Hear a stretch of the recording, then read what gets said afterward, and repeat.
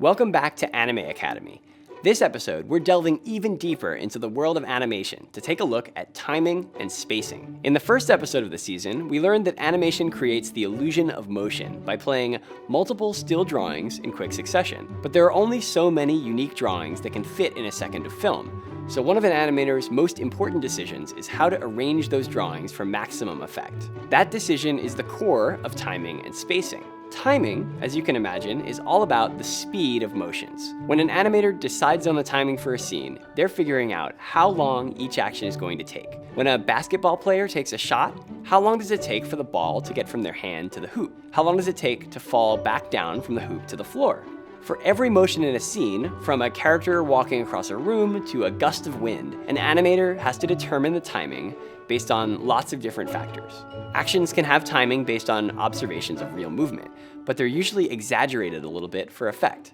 A dramatic moment might be slowed down to draw out the scene, or an attack might be sped up to give it more impact. Different characters might even move with different timings based on their body type and personality. All of these timings come together to form the rhythm of the scene. Think of it kind of like the rhythm of a piece of music. It can be slow or fast, regular or irregular, predictable or unpredictable. The possibilities are endless. So, timing is how long an action takes to complete. More time generally means more drawings. But each drawing is just a snapshot. It's a moment in time as the object is moving. Spacing is all about how much the object moves between each drawing. So a slow action comes from lots of drawings spaced close together, and a fast one comes from fewer drawings spaced further apart. The simplest animations use even spacing. This means that the object moves the same amount every frame.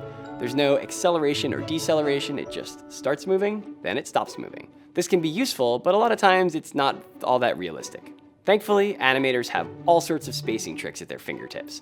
The most common one is called slow in and slow out. This just means that an action is slowed down at the beginning or the end. If something or someone gets launched up in the air, it'll start off fast, but as gravity takes over, it'll slow back down, then eventually speed down to Earth. There are more drawings at the top part of the arc as it's slowing down. Slow in and slow out can be used to show the effects of all sorts of forces like gravity, friction, or drag. And like anything in animation, it can be heavily exaggerated. And just like timing, spacing can be highly irregular or stylized, with action speeding up and slowing down in all sorts of interesting ways. Some animators string together chaotic collages of motion, while others carefully transition from pose to pose. If you pay attention, you'll find that timing and spacing techniques are as varied as the animators that use them. And when great timing and spacing come together under the hand of a skilled animator, you get some really amazing stuff. And that's it for this week's class. Remember to like this video and leave a comment with some of your favorite examples of timing and spacing in anime. And don't forget to subscribe so you can be notified when our next class is posted. I'm Evan Minto, and thank you so much for watching.